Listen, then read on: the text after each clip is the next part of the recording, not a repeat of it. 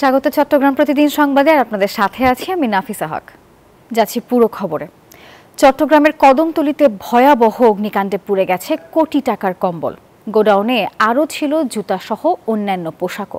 প্রায় 2.5 ঘন্টা পর আগুন নিয়ন্ত্রণে আনে ফায়ার সার্ভিস। রতন দাসের ছবিতে চট্টগ্রাম থেকে এই নিয়ে বিস্তারিত জানিয়েছেন সহকর্মী নয়ন বড়ুয়া জয়। এইভাবে দাও দাও করে জ্বলে কদমতলীর কম্বলের গোডাউনে লাগা আগুন। পুড়ে গেছে গোডাউনে থাকা জুতা সহ অন্যান্য পোশাকও। কোটি টাকার ক্ষয়ক্ষতি হয়েছে বলে দাবি মালিক পক্ষের। কম্বলের গোডাউন, পাশাপাশি কম্বলের পাশে জুতা আছে, ছাতা আছে। এটার একটা বিশাল একটা গোডাউন। এইটা কোটি টাকার ক্ষতি সাধন হয়েছে। আমার ধারণা হচ্ছে এখানে তো লোকজন থাকে না, শর্ট সার্কিট থেকে এই আগুনটার সূত্রপাত হতে পারে বলে আমাদের ধারণা। সোমবার দুপুর 1:30টার দিকে এই অগ্নিকাণ্ডের ঘটনা ঘটে। আগুন নিয়ন্ত্রণে কাজ করে ফায়ার সার্ভিসের 7টি ইউনিট। 2.5 ঘন্টার চেষ্টার পর নিয়ন্ত্রণে আসে আগুন। আগুনটা লাগার সাথে সাথে আমাদের ইউনিটগুলা বিল্ডিংয়ের চারিদিক দিয়ে আগুনটাকে ঘিরে ফেলে এবং ওয়াটার দিয়ে আগুনটাকে ঘিরে ফেলার কারণে ওই জায়গায় আগুনটা অবস্থান করছে। আগুনটা আমরা প্রায় 2.5 ঘন্টা চেষ্টা করে আগুনটা নিয়ন্ত্রণে আনতে সক্ষম হয়। তবে আগুন লাগার কারণে কোনো হতাহতের খবর পাওয়া যায়নি। নয়ন বড়ুয়া জয়, নিউজ 24, চট্টগ্রাম। চট্টগ্রামের জামায়াতের সাবেক সংসদ সদস্য শাহজাহান চৌধুরীর এক বিতর্কিত বক্তব্য নিয়ে চলছে তোলপাড় অবস্থা। সেই বক্তব্যের জন্য তার বিরুদ্ধে আইনগত ব্যবস্থা নেওয়ার দাবিও জানিয়েছে বিএনপি। আর যদিও জামায়াত এই বিষয়ে বলছে, সমালোচিত ওই বক্তব্যটি শাহজাহান চৌধুরীর একান্তই ব্যক্তিগত, এটি দলের কোনো বক্তব্য নয়। আর অন্যদিকে সুশীল সমাজের প্রতিনিধিরা বলছেন, দলীয় ফোরামে দেয়া বক্তব্যকে ব্যক্তিগত বলার কোনো সুযোগ নেই। আরও জানাচ্ছেন আকরাম হোসাইন। প্রশাসনের যারা আছে তাদের সবাইকে আমাদের আন্ডারে নিয়ে আসতে হবে। আমাদের কথাই উঠবে, আমাদের কথাই বসবে, আমাদের কথাই গ্রেফতার করবে, আমাদের কথাই মামলা হারাবে।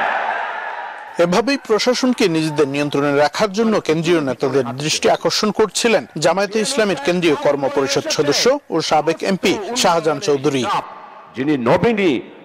গেল 22 নভেম্বর চট্টগ্রামে দলের দায়িত্বশীল সমাবেশে এমন মন্তব্য করেন তিনি। চট্টগ্রামের রাজনীতি সচেতন নাগরিকরা বলছেন, দায়িত্বশীল নেতাদের কাছ থেকে এমন মন্তব্য অপ্রত্যাশিত। শাহজাহান সাহেবের বক্তব্য মোটেই গ্রহণযোগ্য নয়। দেশের জন্য, জাতির জন্য, কল্যাণের জন্য কোনো প্রকারই গ্রহণযোগ্য নয় এবং কি মঙ্গলময় বয়ে আনবে না এই বক্তব্যই। আসলে আমরা যেটা বুঝতে পারছি, গত স্বৈরাচারে যেভাবে কর্মকাণ্ড চালিয়েছিল না বলে আমরা নতুনভাবে নব্য ফ্যাসিস্টের বা নতুন স্বৈরাচারের আবির্ভাব দেখতে পাচ্ছি।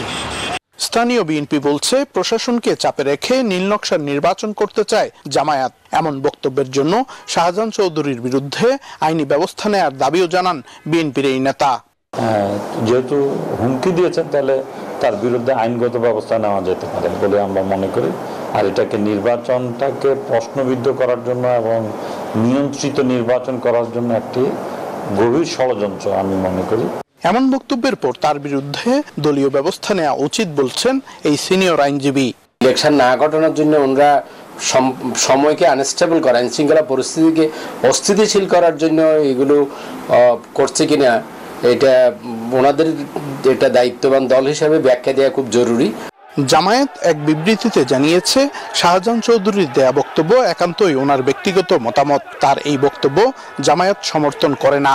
এ ঘটনায় অভ্যন্তরীণভাবেও তার বিরুদ্ধে ব্যবস্থা নেওয়া হচ্ছে বলেও জানিয়েছে দলটি। আকরাম হোসাইন, নিউজ 24, চট্টগ্রাম। চট্টগ্রামের পটিয়া আসনের বিএনপির মনোনীত প্রার্থী এনামুল হক এনাম বলেছেন, ক্ষমতায় গেলে কৃষকদের ভাগ্য উন্নয়নে কৃষকের উৎপাদন এবং বিপণন সুরক্ষা দিয়ে ন্যায্য মূল্য নিশ্চিত করবে বিএনপি। বিকেলে পটিয়া উপজেলা পৌরসভা কৃষক দলের উদ্যোগে উপজেলা পরিষদ মাঠে কৃষক সমাবেশে এ কথা বলেন তিনি। আরও বলেন, প্রতিটি ইউনিয়নে ক্রয় সেন্টার খোলা হবে, যেখানে কৃষক সরাসরি তাদের পণ্য বিক্রি করতে পারবেন। এ সময় উপজেলা কৃষক দলের আহ্বায়ক মাহবুল আলম পারভেজ, পৌরসভা বিএনপির সাবেক আহ্বায়ক নুরুল ইসলাম, উপজেলা বিএনপির সাবেক সদস্য সচিব খোরশেদ আলম সহ আরও অনেকেই উপস্থিত ছিলেন।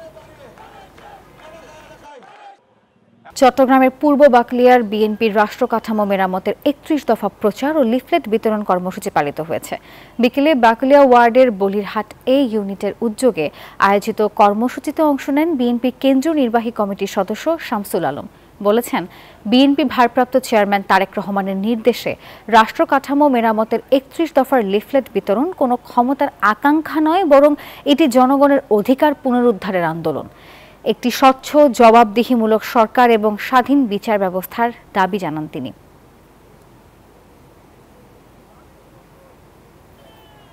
প্রথমবারের মতো পোস্টাল ব্যালটে ভোট দিতে মুখিয়ে রয়েছেন প্রবাসী ভোটাররা। মাত্র 4 দিনে পোস্টাল বিডি অ্যাপে নিবন্ধন করেছেন প্রায় 20,000 প্রবাসী। বিশ্লেষকরা বলছেন, প্রবাসীদের কাছে ব্যালট পৌঁছানো এবং তারপর শেষ মুহূর্তে যদি প্রার্থিতা বাতিল হয়, তাহলে এই পদ্ধতিতে ভোট গ্রহণ চ্যালেঞ্জিং হতে পারে। নিবন্ধন বাড়াতে ব্যাপক প্রচারণা জরুরি বলেও মনে করছেন তারা। শাহ আলী জয়কে সাথে নিয়ে রিশাদ হাসান জানাচ্ছেন বিস্তারিত। বিশ্বের 170টির বেশি দেশে জনশক্তি হিসেবে কাজ করছেন প্রায় 1,30 লাখ বাংলাদেশি প্রবাসী, যাদের পাঠানো রেমিটেন্স অবদান রাখছে দেশের অর্থনীতিতে। সবকিছুকে ছাপিয়ে এবার প্রবাসীদের পালা দেশের সরকার গঠনে অবদান রাখার, যেই সুযোগ এই প্রথমবারের মতো করে দিচ্ছে বাংলাদেশ নির্বাচন কমিশন। পোস্টাল ভোট বিডি অ্যাপের মাধ্যমে নিবন্ধন করলেই প্রবাসে বসে দেয়া যাবে নিজের ভোট।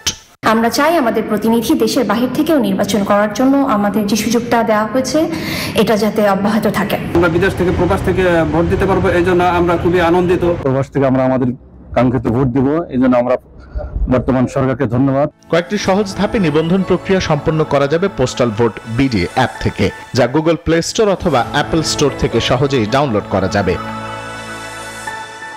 নির্বাচনের আগেই প্রবাসী ভোটারদের কাছে ব্যালট পৌঁছানো ও যথাসময়ে ব্যালট ফিরে পাওয়াটা বড় চ্যালেঞ্জ বলে মনে করেন নির্বাচন পর্যবেক্ষক। আমাদের দেশে কিন্তু আমি অনেক দেখেছি এই রাখার ব্যাপারেও অনেকে পরে সন্দেহ প্রকাশ করে সরকারের উপর যদি তাদের না থাকে, আস্থা না থাকে। শেষ মুহূর্তে কারো প্রার্থিতা বাতিল হলে কি হবে পোস্টাল ভোটের পরিণতি, তাও পরিষ্কার নয় এখনো।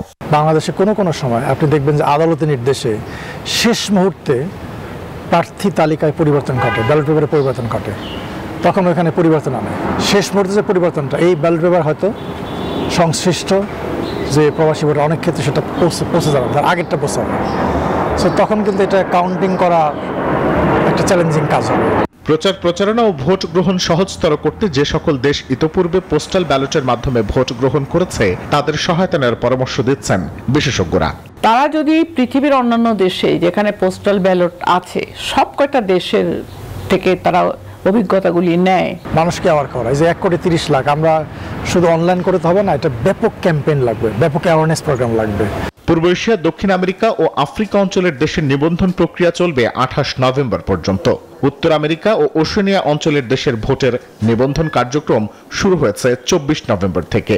এ সময় 19 থেকে 23 ডিসেম্বরের মধ্যে বাদ পড়া প্রবাসীরাও করতে পারবেন নিবন্ধন।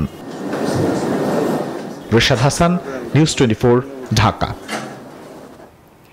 দেশে পারিবারিক আদালতের মাধ্যমে ভোগান্তি এবং দুর্নীতি কমবে বলে মনে করেন আইন উপদেষ্টা ডক্টর আসিফ নজরুল। সকালে ঢাকা মহানগর দায়রা জজ আদালতে পারিবারিক আদালতের উদ্বোধনী অনুষ্ঠানে তিনি এই কথা বলেছেন। আরও বলেন, পারিবারিক আদালতে বিনা পয়সায় লিগ্যাল এইডে গিয়ে বিচার পাবে জনগণ। এখন 20টি জেলায় চালু করা হচ্ছে, পর্যায়ক্রমে 64টি জেলায় চালু করা হবে। একই অনুষ্ঠানে পরিবেশ উপদেষ্টা সৈয়দা রিজওয়ানা হাসান বলেন, জনগণের সেবার জন্যই এই পারিবারিক আদালতের উদ্যোগ নেওয়া হয়েছে। এই উদ্যোগ টিকিয়ে রাখতে পারলে সেটি বিপ্লব হবে।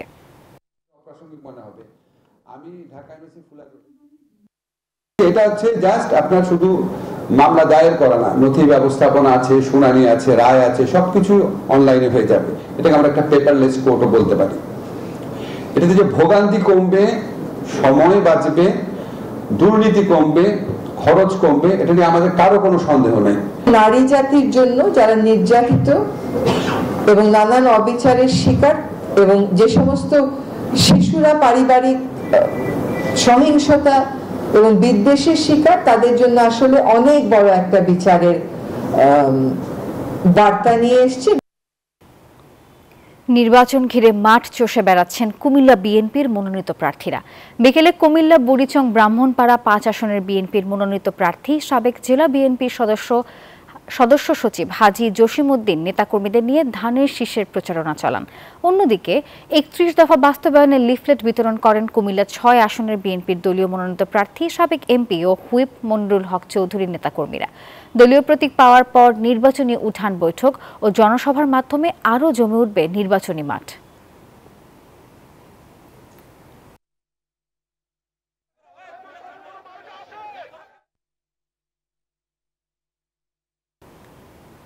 চট্টগ্রামে আওয়ামী লীগের সাবেক সাংগঠনিক সম্পাদক এনামুল হক শামীমের বিরুদ্ধে অন্য শিক্ষা প্রতিষ্ঠানের জায়গা অবৈধভাবে দখল নেয়ার প্রতিবাদে মানববন্ধন অনুষ্ঠিত হয়েছে। সকালে কল্পলোক আবাসিক স্কুল কলেজ বাস্তবায়ন কমিটি এই কর্মসূচির আয়োজন করে।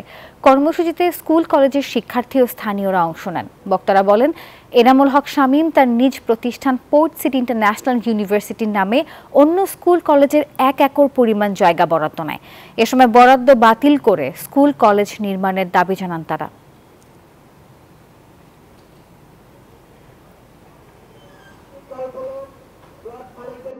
এই অবৈধ বরাদ্দগুলো বাতিল করে আমাদের স্কুল এবং মাঠের জায়গাটা ফিরিয়ে দেওয়ার জন্য আমরা বিনীতভাবে অনুরোধ করছি।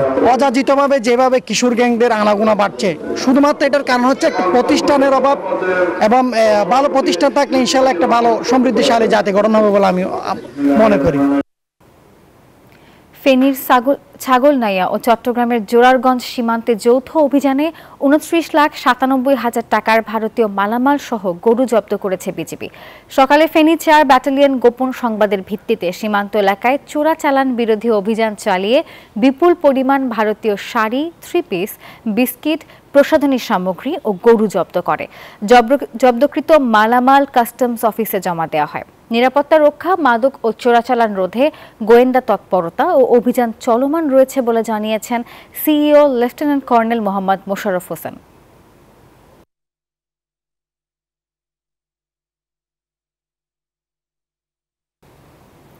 দিতে হয় না কোনো সুদ কিংবা সার্ভিস চার্জ, আর প্রয়োজনও হয় না কোনো জামানতের। সুবিধাবঞ্চিত মানুষের ভাগ্য ফেরাতে প্রায় 2 দশক ধরে এমন মানবিক কার্যক্রম পরিচালনা করে আসছে দেশের শীর্ষ শিল্পগোষ্ঠী বসুন্ধরা গ্রুপ। এই কার্যক্রমের ধারাবাহিকতায় সোমবার কুমিল্লার হোমনায় 201 জন নারীর মাঝে বিতরণ করা হলো 32 লক্ষ টাকার ঋণ। সুদ এবং শর্তহীন এই ঋণ সহায়তা পেয়ে ব্রাহ্মণবাড়িয়া ও কুমিল্লার প্রায় 30,000 পরিবারের জীবনে ফিরেছে সচ্ছলতা। আমিনুল ইসলামের ক্যামেরায় বিস্তারিত জানাচ্ছেন আল মোহাইমিনুল খান। কুমিল্লার হোমনা উপজেলার এই নারী উদ্যোক্তারা প্রত্যেকেই এক একজন সংগ্রামী। সংসারের হাল ধরতে কাজ করছেন দিনরাত, কিন্তু পুঁজির অভাবে বারবার থমকে যাচ্ছিল তাদের স্বাবলম্বী হওয়ার স্বপ্ন। ঠিক সেই মুহূর্তে তাদের স্বপ্ন বাস্তবায়নে পাশে এসে দাঁড়িয়েছে বসুন্ধরা গ্রুপ পরিচালিত বসুন্ধরা ফাউন্ডেশন। বসুন্ধরা ফাউন্ডেশনের তত্ত্বাবধানে আয়োজন করা হয় 80তম ঋণ বিতরণ অনুষ্ঠান। হোমনার 201 জন অসহায় ও সুবিধাবঞ্চিত নারীদের হাতে তুলে দেওয়া হয় 32 লাখ টাকার ঋণ সহায়তা। আমি আগের বছর ব্যাটারি ফেলেছি, অন্য গাড়ির ব্যাটারি ফেললাম, 1 বছর পরে ফাল্টান লাগে আর কি। সুবিধা না, আমরা সুদ দেই না, তাহলে আমাকে উপকার হইতেছে না। গরু বাছুর ফালি, ছাগল হাঁস ফালি, বিক্রি করি। কৃষি কাজ করছি, এর কারণে কৃষি কাজই করবো। আজকে ওই সেলাই মিশিয়ে আপনার কিছু মাল, কাপড় টাপড় মাল টাল উঠামো। এর আগে এখানকার অনেক নারী মহাজন বা এনজিওর চড়া সুদের ফাঁদে পা দিয়ে নিঃস্ব হয়েছেন। তবে বসুন্ধরা ফাউন্ডেশনের সুদ ও সার্ভিস চার্জ মুক্ত এই ঋণ তাদের জীবন এনে দিয়েছে স্বস্তি, বদলে দিয়েছে জীবনযাত্রার মান। এই ঋণটার প্রধান উদ্দেশ্য হচ্ছে তাদেরকে স্বাবলম্বী করা। এ পর্যন্ত প্রায় 40,000 নারীকে, এই পর্যায়ের নারীকে আমরা স্বাবলম্বী করেছি।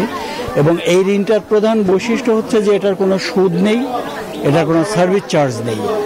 15-20 হাজার টাকা আমরা লোন দেই প্রত্যেককেই। এই লোনটা নিয়ে তারা তাদের জীবনধারাটাকে বদলাতে চান, পরিবারটাকে সচ্ছল করতে চান। বসুন্ধরা গ্রুপের স্লোগানটি হচ্ছে দেশ এবং মানুষের কল্যাণে। আমরা সেই কাজটাই আসলে করি। 2005 সাল থেকে চলমান সুদমুক্ত ও জামানতবিহীন এই ঋণ কার্যক্রমের সুফল পাচ্ছেন শুধু হোমনাই নয়, ব্রাহ্মণবাড়িয়ার বাঞ্চারামপুর ও নবীনগর উপজেলার হাজারো মানুষ। এখন পর্যন্ত 29,651টি সুবিধাবঞ্চিত পরিবার এই সহায়তা পেয়ে অর্জন করেছেন স্বাবলম্বিতা। আমরা একটা পরিবারকে 3 বার টাকা দিই। 3 বার টাকা দেওয়ার অর্থ হলো সমস্ত মিলে 5টি বছর আমাদের সাথে এসে যুক্ত থাকে। এই 5টি বছরে তার এই 3 বার টাকা দেওয়াতে সে একটা স্বাবলম্বী হতে পারে। কারণ একবার টাকা দেওয়ার পর দ্বিতীয়বার আরেক উন্নত, তৃতীয়বার আরেক উন্নত, সেভাবে সে স্বাবলম্বী হতে পারে, তার অর্থনৈতিক অবস্থা দুর্বল থেকে শুধু সবল হলো, সে কারো কাছে হাত পাততে হবে না, সেটাই আমরা চেষ্টা করে যাই। এবং আমাদের চেয়ারম্যান সাহেবের উদ্দেশ্য হলো যে ঋণটা তোমরা এইভাবে দাও যাতে সে স্বাবলম্বী হতে পারে। স্থানীয়রা জানান, কেবল ঋণ সহায়তাই নয়, শিক্ষাবৃত্তি, বিনামূল্যে চিকিৎসা সেবা, প্রশিক্ষণ শেষে সেলাই মেশিন বিতরণ সহ নানা সামাজিক কর্মকাণ্ডের মাধ্যমে সবসময় সাধারণ মানুষের পাশে থাকছে বসুন্ধরা গ্রুপ। বসুন্ধরা ফাউন্ডেশনের দেয়া এই সুদমুক্ত ঋণ প্রকল্প শুধু আর্থিক সচ্ছলতায় আনছে না, গ্রামীণ নারীদের আত্মমর্যাদা বৃদ্ধিতে রাখছে গুরুত্বপূর্ণ ভূমিকা। চড়া সুদের ফাঁদ থেকে বের হয়ে তারা যে স্বপ্ন দেখছে নিজের পায়ে দাঁড়ানোর, তাতে এই অঞ্চলের গ্রামীণ অর্থনীতির চিত্র বদলে যাচ্ছে অনেকটাই। আল মোহাম্মদুল খান, নিউজ 24, কুমিল্লা।